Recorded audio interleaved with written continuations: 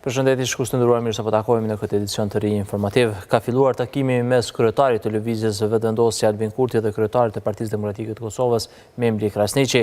Ky takim erdhi pas ftesës që bëri Kurti gjatë ditës së djeshme drejtuar PDK-s dhe LDK-s në tentim për zhbllokim të konstituimit të kuvendit.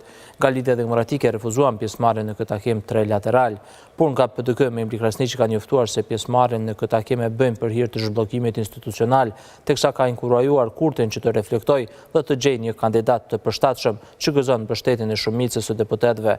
Ky takim i nisur në ora 9:30 vjen një orë e gjysmë para tentimit të 9 të seancës konstituive.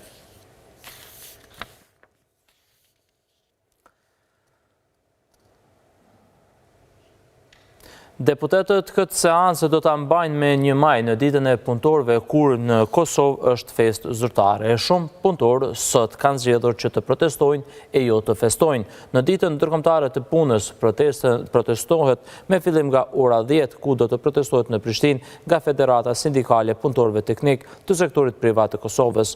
Po ashtu në sheshet e Prishtinës nga ora 12 protestojnë së bashku Sindikata e re e Korporatës Energjetike të Kosovës dhe kolektivi feminist Qendra Sociale për Protesta janë parapara në disa komuna të Kosovës. I qëllimi i këtyre protestave është rritja e pagave dhe përmirësimi i sigurisë në vendin e punës dhe jo diskriminimi. Besim tek gjendja e punëtorëve ku Instituti i Kosovës për Drejtësi me rastin e ditës ndërkombëtare të punës gjen se qeveria dhe kuvendi dështuan të ndërmarrin veprimet e duhura në fushën sociale përfshirë në miratimin e zbatimit të ligjeve në këtë fushë. IKD gjen se qeveria e dalë nga legjislatura e 8 ka dështuar jo vetëm të miratoj pjesën më të madhe të ligjeve në fushën sociale, por edhe të zbatoj ligjet ekzistuese. Po ashtu ajo nuk ka arritur të sigurojë mbrojtje kolektive për punëtorët. Në anën tjetër, kuvendi ka dështuar të zgjedh një përfaqësues të sindikatave në bordin e fundit të kushtimeve pensionale dhe nuk ka ushtruar në mënyrë efektive funksionin mbikëqyrjes ndaj qeverisë. Sipas IKD-s, në 12 vitet e fundit kanë humbur jetën 263 punëtorë, 12 vetëm në vitin 2024, ndërsa me 2025 deri më tani janë 10 raste të vdekjes në vendin e punës. E duke filluar nga sot 1 maj, qytetarët e Kosovës obligohen të paguajnë energjinë elektrike më shtrenjtë për 16.1%. Ky vendim u mor gjatë prillit nga zyra e rregullatorit të energjisë, por institucioni i avokatit të popullit i ka kërkuar ZRE-s të pezullojë vendimet për rritjen e çmimit të rrymës deri në përfundimin e hetimeve lidhur me ankesat e qytetarëve. Avokati i popullit tha se rritja e tarifave ka ndikim të drejtpërdrejtë në të drejtat themelore të njerëzit, duke rënduar veçanërisht grupet më të cënueshme dhe familjet në asistencë sociale. Sipas tyre, vendimi i ZRE-s erdhi kur Kosova është në boshllok institucional, pa kuvend e pa qeveri me mandat të plotë. Tani kemi një lajm nga bota, një zjarr i madh është përhapur mbrëm në Jeruzalem. Përmasat ishin të mëdha saqë tashmë avion nga Italia e Kroacia janë nisur për të dalë në ndihmë për të shuar flakët Izraeli.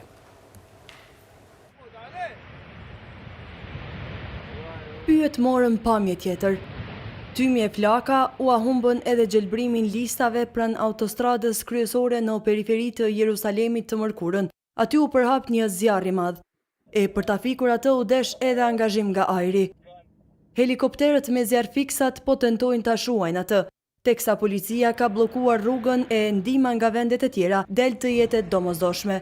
Le të shpresojmë të arrijmë në kapacitete më të mëdha. Ka ekipe që po punojnë dhe ka një erë e cila ndikon në punën e tyre. Fola me kryeministrin, fola me ministrin e mbrojtjes, kërkuam aeroplanet Super Hercules. Këto janë aeroplan që mund të funksionojnë në çdo mod. Zyra e kryeministrit izraelit tha në një deklaratë se 3 avion nga Italia dhe Kroacia do të mbërrinë në Izrael sa më shpejt të jetë mundur për të ndihmuar në përpjekjet për kontrollimin e zjarrit. Sipas shërbimeve të ambulancës Maget David Adom, 12 persona u evakuuan në spitale, kryesisht nga thithja e tymit, dhe 10 persona të tjerë u trajtuan në vendngjarje. Pamjet treguan automjete të bllokuara pranë zjarrit, ndërsa flakët vazhdonin të përhapeshin në të gjithë zonën. Incidenti vjen ndërsa Izraeli feston ditën e përkujtimit për ushtarët e rëndë dhe viktimat e sulmeve përpara ditës së pavarësisë që është nesër.